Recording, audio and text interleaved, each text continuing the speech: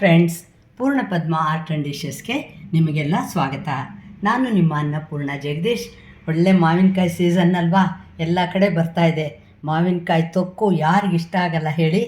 ಎಲ್ಲರಿಗೂ ಊಟದಲ್ಲಿ ಅನ್ನಕ್ಕೆ ಕಲಿಸ್ಕೊಂಡು ತಿಂತಾಯಿದ್ರೆ ಎಷ್ಟು ರುಚಿಯಾಗಿರುತ್ತಲ್ವ. ಅದನ್ನು ಎಷ್ಟು ಸುಲಭವಾಗಿ ಮಾಡ್ಕೋಬೋದು ಅನ್ನೋದನ್ನು ನಿಮಗೆ ತೋರಿಸ್ತಾ ಇದ್ದೀನಿ. ನೋಡಿ, ಮಾವಿನಕಾಯಿ ಸಿಪ್ಪೆ ಸಮೇತ ಹೆಚ್ಚಿಟ್ಕೊಂಡಿದ್ದೀನಿ. ಬೇಕಾದರೆ ನಿಮಗೆ ಸಿಪ್ಪೆ ತೆಗಿಬೋದು, ಆದರೆ ಸಿಪ್ಪೆ ಸಮೇತ ಮಾಡಿದ್ರೇ ಅದು ಸ್ವಲ್ಪ ಜಾಸ್ತಿ ದಿನ ನಿಲ್ಲುತ್ತೆ. ಮತ್ತು 1 ಸ್ಪೂನ್ ಮೆಂತ್ಯ, ಒಂದು ಸ್ವಲ್ಪ ಕರಿಬೇವಿನ ಸೊಪ್ಪು, ಅರಿಶಿನ ಪುಡಿ, ಉಪ್ಪು ರುಚಿಗೆ ಎಷ್ಟು ಬೇಕೋ ಅಷ್ಟು, 1 ಸ್ಪೂನ್ನಷ್ಟು ಸಾಸಿವೆ ಮತ್ತು ಖಾರದ ಪುಡಿ 2 ಸ್ಪೂನು. ಖಾರದ ಪುಡಿ ನಾನು ಒಣಮೆಣಸಿನ್ಕಾಯಿ ನಾನೇ ಮನೆಯಲ್ಲಿ ಸ್ವಲ್ಪ ಬೆಚ್ಚಗೆ ಮಾಡಿಬಿಟ್ಟು ಬಿಸಿಲಲ್ಲಿಟ್ಟು ಪೌಡ್ರ್ ಮಾಡಿ ಇಟ್ಕೊಂಡಿರ್ತೀನಿ. ಅದರಿಂದ ಅದೇ ಪೌಡ್ರನ್ನ ನಾನು ಯೂಸ್ ಮಾಡ್ತಾಯಿದ್ದೀನಿ. ನಿಮಗೆ ಕೆಂಪುದು ಬೇಡ ಅಂದರೆ ಹಸಿಮೆಣಸಿನ್ಕಾಯಿ ಕೂಡ ಬಳಸ್ಕೋಬೋದು. ಅದನ್ನೊಂಚೂರು ಮೊದಲು ಬೆಚ್ಚಗೆ ಮಾಡ್ಕೊಂಬಿಟ್ಟು ಹಾಕಬೇಕಾಗತ್ತೆ. ನೋಡಿ, ಹೋಟೆಲ್ ಸ್ಪೆಷಲ್ ಇಂಗು ಅದಕ್ಕೆ ಹಾಕ್ತಾಯಿದ್ದೀನಿ. ನೋಡಿ, ಇವಾಗ ಮೆಂತ್ಯ ಇತ್ತಲ್ವ, ಮೆಂತ್ಯ ಮತ್ತು ಸಾಸಿವೆ ತುಂಬ ಏನಿಲ್ಲ, ಸುಮ್ಮನೆ ಒಂಚೂರು ಹಿಂಗೆ ಬೆಚ್ಚಗೆ ಮಾಡಿಕೊಂಡು ಅದನ್ನು ಪೌಡ್ರ್ ಮಾಡ್ಕೊಳ್ತೀನಿ. ಆಮೇಲೆ ಈ ಖಾರದ ಪುಡಿ ಇದೆಲ್ಲ ಮಿಕ್ಕಿದ ಸಾಮಗ್ರಿಗಳೆಲ್ಲ ಇತ್ತಲ್ಲ, ಅದನ್ನೆಲ್ಲ ಹಾಕಿಬಿಟ್ಟು ಮಿಕ್ಸರಲ್ಲಿ ನಾನು ಗ್ರೈಂಡ್ ಮಾಡ್ಕೊತೀನಿ.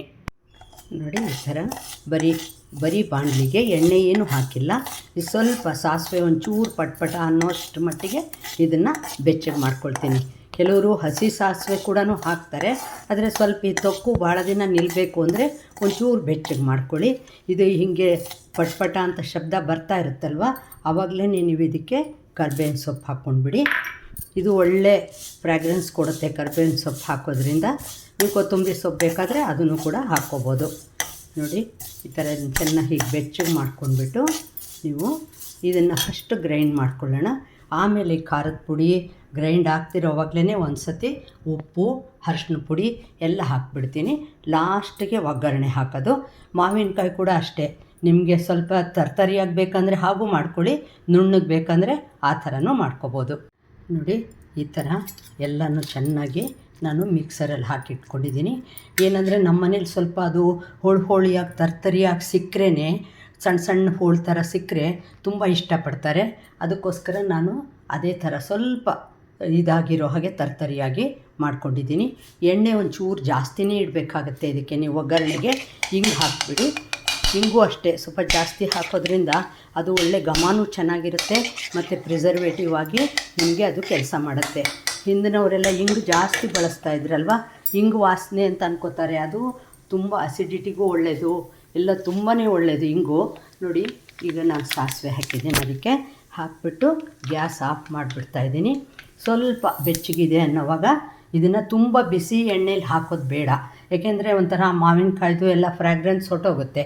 ಅದಕ್ಕೆ ಇದನ್ನು ನೀವು ಸ್ವಲ್ಪ ಆರ್ತಾ ಇದೆ ಅನ್ನೋವಾಗ ಒಗ್ಗರಣೆ ಹಾಕಿಬಿಟ್ಟು ಚೆನ್ನಾಗಿ ಮಿಕ್ಸ್ ಮಾಡಿ ಒಂದು ಜಾಡಿಯಲ್ಲೋ ಸ್ಟೀಲ್ ಡಬ್ಬಿಯಲ್ಲೋ ಹಾಕಿಟ್ಕೊಂಡ್ರೆ ಊಟದ ಜೊತೆಯಲ್ಲಿ ತುಂಬ ಅಂದರೆ ತುಂಬ ಚೆನ್ನಾಗಿರುತ್ತೆ. ಇದು ದೋಸೆ, ಇಡ್ಲಿ, ಚಪಾತಿ, ರೊಟ್ಟಿ ಎಲ್ಲದ್ರ ಜೊತೆಲ್ಲೂ ಹೊಂದ್ಕೊಳ್ಳುತ್ತೆ.